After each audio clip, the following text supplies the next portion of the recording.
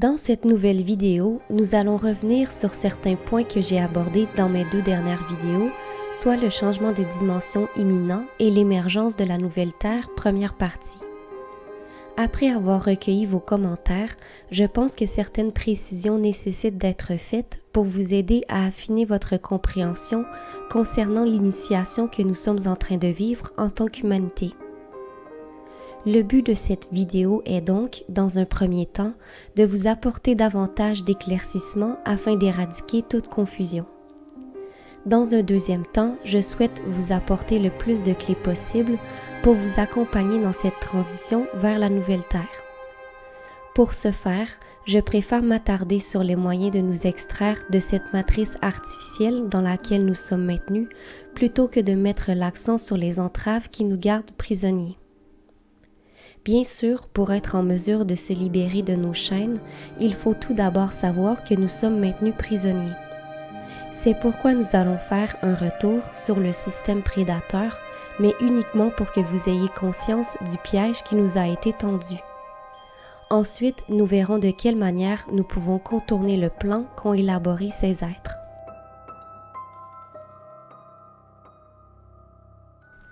Comme nous l'avons vu dans une vidéo précédente, le système prédateur est constitué d'êtres qui évoluent dans la dimension supérieure à la nôtre, soit la 4e dimension d'existence. Il faut cependant savoir que dans la 4D coexiste la voie du service de soi et la voie du service d'autrui. En effet, la 4D est le niveau le plus élevé auquel on peut servir exclusivement le soi. Au-delà de la 4D n'existe que la voie du service d'autrui.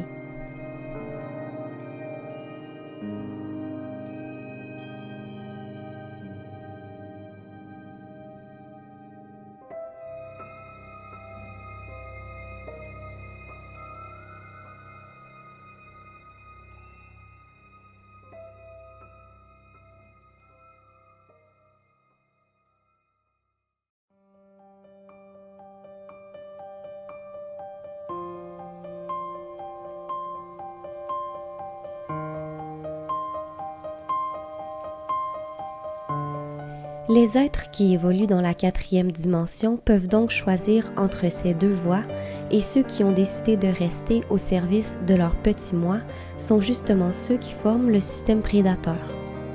Ils usent de plusieurs stratagèmes pour détourner notre attention de l'imminence du changement de dimension, cela dans le but de nous maintenir prisonniers d'une autre boucle temporelle de plusieurs milliers d'années. Les techniques de manipulation qu'ils emploient sont si efficaces que nous tombons dans le piège et nous consacrons notre temps et notre énergie à des choses sans grande importance au lieu de préparer notre corps et notre esprit au changement à venir. En d'autres termes, nous négligeons le seul travail qui a de l'importance, notre transformation intérieure.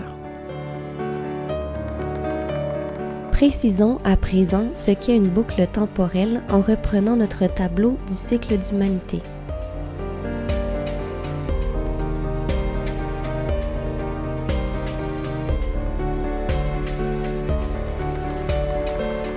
Ce Ce cycle que notre humanité traverse au sein de cette troisième dimension est ce que nous appelons une boucle temporelle qui nous permet d'expérimenter différentes époques et différents états de conscience au fil du temps.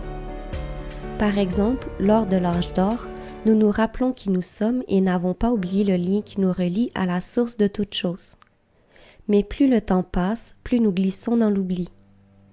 Lorsque nous parvenons à l'âge de fer, notre mémoire est presque entièrement effacée. Puis le cycle recommence et nous nous rappelons à nouveau. La boucle tourne et tourne encore pour celui qui n'apprend pas les leçons. Nous approfondirons ce point un peu plus tard. Pour l'instant, sachez que celui qui ne fait pas les apprentissages propres à la 3D revivra sans cesse le scénario de cette boucle temporelle. Sa conscience se dégradera de plus en plus jusqu'à ce qu'il parvienne à la fin du cycle. S'ensuit l'effondrement de la civilisation et les cataclysmes de la fin des temps. Puis le cycle redémarre. La bonne nouvelle cependant est que nous pouvons parvenir au-delà de cette boucle infernale pour redevenir créateurs de notre réalité, comme ce fut le cas avant notre chute dans la matrice. C'est d'ailleurs l'initiation qui nous est actuellement proposée. Arriverons-nous à mettre fin au cycle de réincarnation et à quitter ce plan d'existence une bonne fois pour toutes? Pour nous aider en ce sens, nous pouvons compter sur les nouvelles énergies qui nous sont envoyées sous forme de vagues. Ces vagues sont porteuses de nouveaux codes génétiques en provenance d'une ligne temporelle future et elles arrivent jusqu'à nous grâce à ce que l'Oracle Knight appelle l'onde de changement. Dans un de ses ouvrages, elle explique que l'arrivée de l'onde sur la Terre nous invite à choisir entre la voie SDS et SDA. Dans le premier cas, l'individu se sentira en quelque sorte noyé par la puissance des vagues énergétiques qui déferlent, alors que celui qui a choisi la voie évolutive sera impacté positivement par l'onde. Voici ce qu'elle ajoute.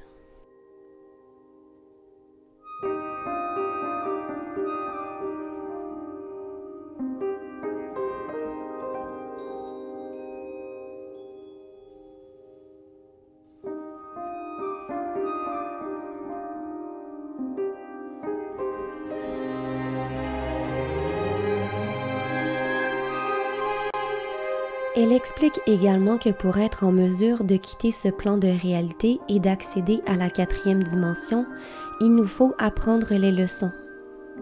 Elle précise ensuite.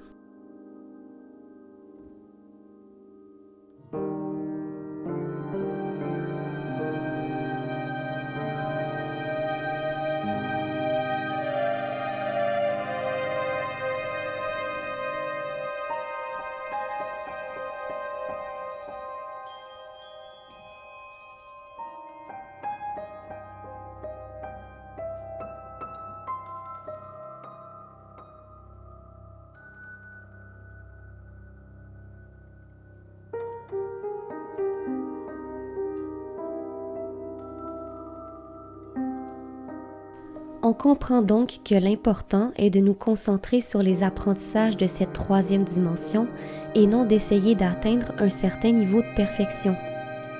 Parallèlement à cela, il nous faut répondre à cette question si nous aspirons à quitter ce plan d'existence. Quelle réalité je souhaite manifester? Pourquoi cela? Rappelez-vous ce que j'ai dit au sujet de la nouvelle Terre. J'ai mentionné dans la vidéo précédente qu'elle était destinée à émerger progressivement de l'éther lorsqu'un nombre suffisant de personnes se sera connecté à elle dans le but qu'elle devienne notre nouvelle réalité. Ainsi, plus il y aura de personnes qui se relieront à elle par le cœur, plus vite elle se densifiera. Voilà pourquoi pendant le temps que dure la transition, nous devons concentrer nos énergies à la création d'un univers parallèle en mode service d'autrui et non une réalité alternative qui ne serait qu'une autre programmation en mode service de soi. C'est ce que l'Oracle Knight veut dire lorsqu'elle écrit « Nous devons sortir de notre alignement avec ce monde et entrer en meilleure résonance avec la fréquence service d'autrui ». Pour ce faire, nous pouvons compter sur le soutien de notre soi supérieur. Ce dernier nous aidera à nous détacher progressivement des illusions de la matrice et il nous guidera au cours de cette période d'ajustement où chaque aspect de notre vie sera passé à la loupe. Puisque ce processus n'est pas chose aisée, notre soi supérieur est d'un grand secours et nous permet de garder le cap malgré les moments de doute et de confusion. En effet, de grandes turbulences nous attendent sur ce nouveau chemin car nous avançons vers l'inconnu. La tentation de retomber en mode service de soi est donc fortement élevée. Prenons un exemple concret basé sur ma propre expérience. Lorsque j'ai quitté mon emploi rémunéré pour me lancer dans l'écriture de mes livres, j'ai été tentée à maintes reprises de retourner sur le marché du travail. J'ai cependant choisi de faire confiance à ma guidance et de fil en aiguille, j'ai reçu l'intuition de créer des vidéos pour partager mes découvertes et apprentissages. Sans en avoir conscience, je suis entrée en meilleure résonance avec la fréquence SDA et depuis ce jour, j'apporte ma contribution de cette manière. Maintenant, que se serait-il produit si je n'avais pas écouté ce que mon soi supérieur me suggérait? Je serais restée prisonnière d'un cycle involutif, réalité qui adviendra à tous ceux qui choisissent de demeurer en mode SDS. En effet, les individus qui se cramponnent à leurs vieilles habitudes et à leurs croyances limitantes ne pourront ascensionner vers la dimension supérieure et c'est pourquoi ce n'est qu'une minorité qui posera le pied sur la nouvelle Terre. Par son refus de s'ouvrir à de nouvelles possibilités et de se remettre en question, l'autre partie de l'humanité continuera de tourner en rond dans la boucle temporelle de la 3D, à l'image du hamster qui tourne dans sa roue. Je prends cependant pour acquis que ceux qui écoutent cette vidéo font partie des gens qui cheminent vers le service d'autrui. C'est à vous que je m'adresse, car j'ai réalisé au cours des derniers mois qu'il est vain de dire à une souris qu'elle est enfermée dans une cage. Peu importe à quel point je me démène, elle ne comprend pas un traître mot de ce que je tente de lui expliquer. En revanche, si vous écoutez mes vidéos, c'est que vous aspirez à vous libérer de cette matrice et vous êtes prêt à vous laisser guider non plus par votre mental égo, mais par votre cœur et votre âme. Vous êtes prêt à entreprendre les changements nécessaires qui vous amèneront, tranquillement mais sûrement, à créer cet univers parallèle en mode SDA dont je parlais un peu plus tôt. Et pour ce faire, nous pouvons non seulement compter sur le soutien de notre soi supérieur, mais également sur ces êtres dont je vous parlais dans la vidéo précédente. Comme je vous le mentionnais dans ma dernière vidéo, une multitude d'âmes en provenance des dimensions supérieures se sont incarnées à notre époque pour nous accompagner lors de cette grande transition planétaire. Elles ont été missionnées pour aider les êtres humains à se délivrer des chaînes de leurs bourreaux afin de s'extirper de cette prison artificielle dans laquelle nous sommes enfermés depuis des millénaires. Ces âmes, qui sont originaires des mondes SDA, ne sont pas des êtres qui laissent uniquement transparaître leur côté lumineux comme on pourrait le penser. Ils ne sont pas qu'amour, gentillesse et lumière. On les reconnaît plutôt pour leur sagesse, leur droiture et leur sens de la justice. Ils sont foncièrement altruistes, créatifs et cherchent à acquérir la connaissance pour ensuite la partager. Ils œuvrent pour le bien commun en respectant les lois universelles et ont cette tendance naturelle à travailler en réseau. Pour cette raison, ils sont d'excellents enseignants car à travers leur action, ils nous démontrent comment devenir créateurs d'une réalité parallèle en mode SDA. En effet, ils créent non pas avec leur volonté égotique, mais en utilisant une propriété quantique de l'ADN qui, par effet de résonance, impacte l'ADN du voisinage. L'équipe du réseau Léo, dont je vous mettrai le lien en fin de vidéo, désigne ce phénomène sous l'expression unité tribale, expression qui nous renvoie à nos origines quant à notre cheminement en groupe. D'un point de vue biologique, l'unité tribale représente une séquence de codes génétiques au sein de cette partie de l'ADN que la science considère comme de l'ADN poubelle. Ce qui est fascinant concernant ces codes, c'est que lorsqu'on les active, ils agissent comme une antenne radio et captent le signal qu'émettent les membres d'une même famille d'âmes, et ce, même s'ils sont disséminés aux 4 coins du globe. En d'autres termes, ils nous permettent de nous reconnecter avec les personnes qui vibrent sur une fréquence similaire à la nôtre, afin que nous puissions nous regrouper et œuvrer ensemble. C'est ce qui explique qu'actuellement, de plus en plus de gens disent retrouver les membres de leur famille d'âme. Grâce à leur travail intérieur, ces individus ont réactivé ces codes et à leur insu, ils sont en train de créer une nouvelle ligne temporelle qui va nous mener jusqu'à la nouvelle Terre.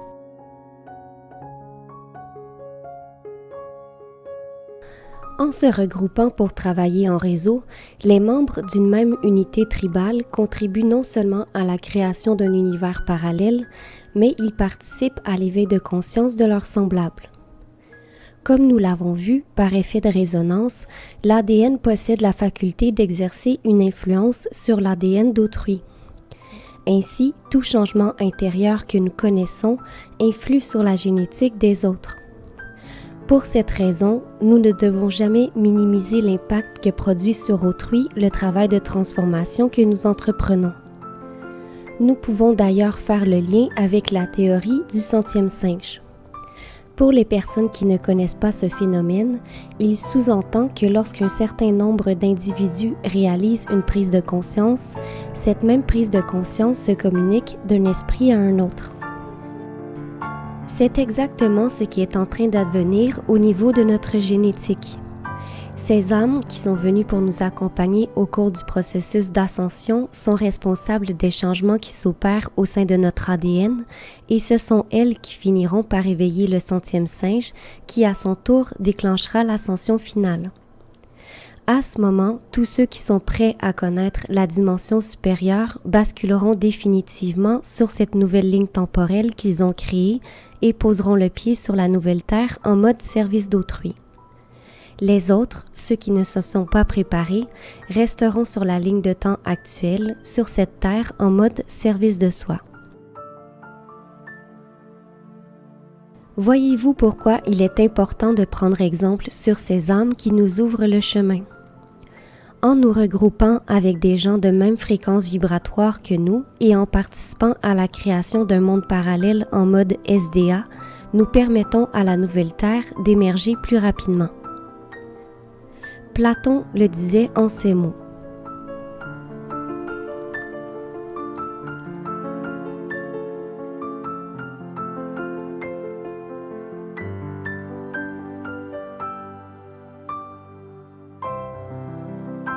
Une petite précision pour les personnes qui s'interrogent sur la manière de créer ce fameux monde parallèle en mode SDA. Lorsque Platon nous dit de passer à l'action, cela ne veut pas dire qu'il nous faille entreprendre des exploits et faire 1001 pirouettes. Rappelez-vous cette citation de Jacques Gérard Vézonne que j'ai inscrite en début de vidéo.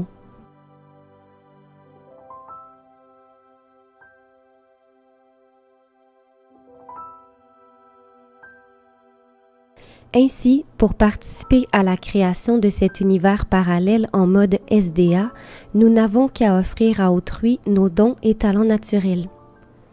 N'oubliez pas qu'un être en mode service d'autrui crée à partir de sa vibration et non sur la base de sa volonté égotique.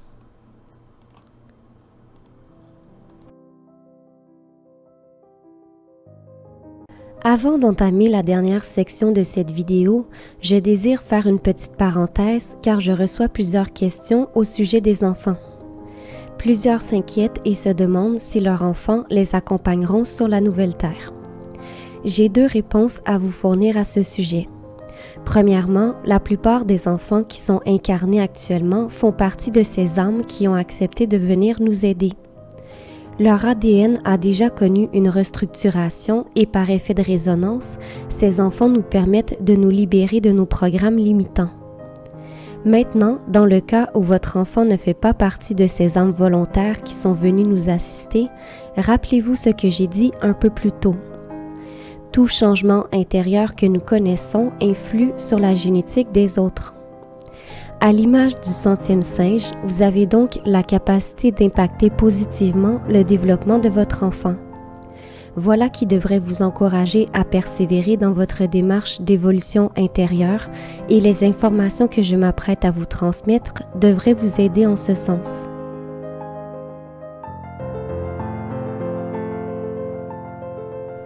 Dans la vidéo « L'émergence de la nouvelle Terre, partie 1 », je vous ai transmise 3 clés liées à la transformation intérieure. Je souhaite à présent revenir sur la clé numéro 3, qui est de rétablir la connexion avec son soi supérieur. Dans ce paragraphe, je vous avais mentionné que très peu de personnes étaient au courant que cette expérience 3D que nous vivons était une expérience génétique et que le but était de faire évoluer notre génome pour nous ouvrir à de nouvelles réalités d'existence.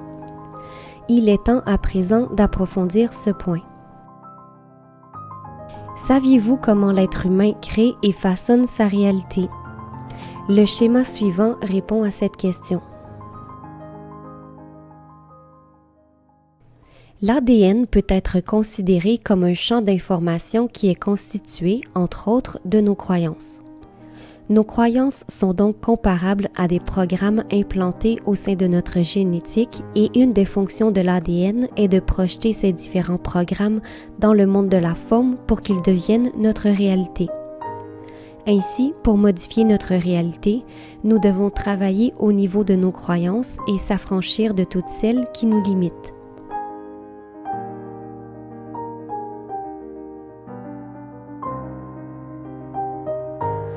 La clé numéro 2 que j'avais transmise dans ma vidéo précédente était justement liée à ce point. J'avais mentionné que tout changement au niveau de nos croyances entraînait automatiquement une restructuration de notre ADN. Ainsi, le fait de faire un travail d'épuration au sein de nos croyances impacte positivement notre génétique. C'est un peu comme si nous faisions de l'espace pour accueillir de nouveaux programmes. Nous devons cependant faire attention pour ne pas remplacer nos vieux programmes par d'autres programmes qui ne serviraient pas notre évolution.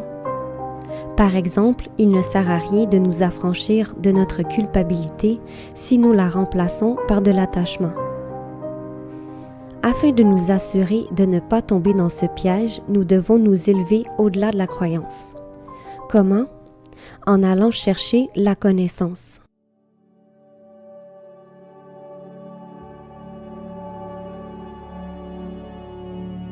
La connaissance peut être comparée à une gigantesque bibliothèque de savoir que les scientifiques ont baptisé « champ unifié de l'univers ».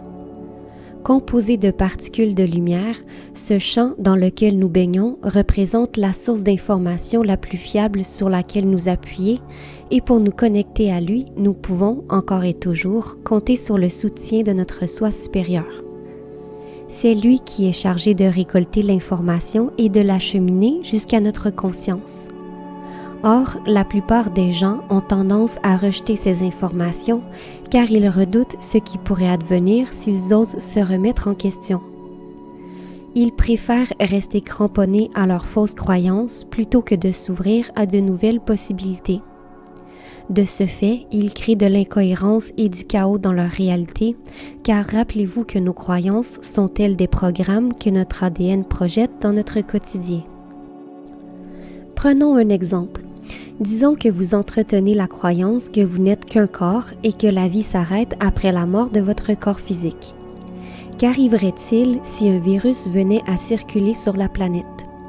Vous seriez apeuré, n'est-ce pas? Et votre réalité quotidienne vous reflèterait de plusieurs façons différentes que vous êtes habité par la peur de mourir et que vous vous sentez impuissant face à la situation. Maintenant, modifions ce scénario en allant chercher la connaissance. En se connectant au champ unifié, votre soi supérieur vous envoie comme information que votre corps a la capacité de s'auto-guérir et que vous pouvez l'aider en renforçant votre système immunitaire. Qui plus est, il vous invite à surveiller votre alimentation et à avoir un mode de vie sain et équilibré. Cet exemple est peut-être un peu simplet, mais cela vous démontre que c'est à nous que revient le choix d'aller puiser dans le champ unifié ou pas, et c'est à nous d'appliquer la connaissance dans nos vies.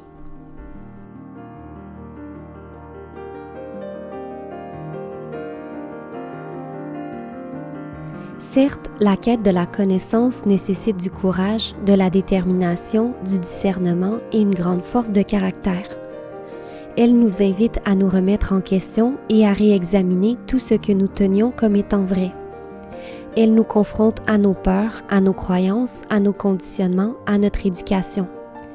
Mais si nous faisons confiance à notre soi supérieur et que nous nous appliquons à en faire l'expérience dans notre quotidien, nous modifierons naturellement notre réalité car nous serons affranchis de nos limitations.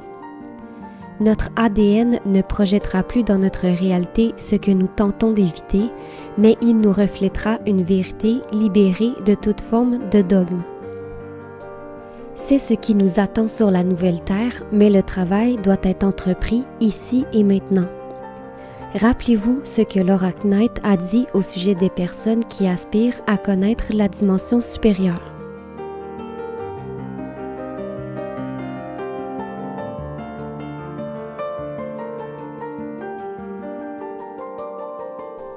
Ainsi, si vous aspirez à améliorer votre réalité présente, vous savez désormais ce que vous devez faire. Travaillez à vous affranchir de vos croyances en allant chercher la connaissance. Non seulement votre environnement et vos expériences de vie se modifieront, mais votre ADN se restructurera afin que vous soyez prêt lorsque les portes de l'ascension s'ouvriront. À ce moment, tous ceux qui ont préparé leur génétique seront projetés dans un nouveau monde et le plus extraordinaire, c'est que tous ces gens réaliseront qu'ils ont participé à sa création. Je ne sais pas pour vous, mais pour moi, cela me réjouit car cela me rappelle une vérité quant à notre identité véritable. Après tout, ne sommes-nous pas des créateurs au potentiel infini? C'est bien ce que les êtres du système prédateur ont tenté de nous faire oublier, mais il est plus que temps que cette vérité nous revienne en mémoire, car là réside la clé de notre libération.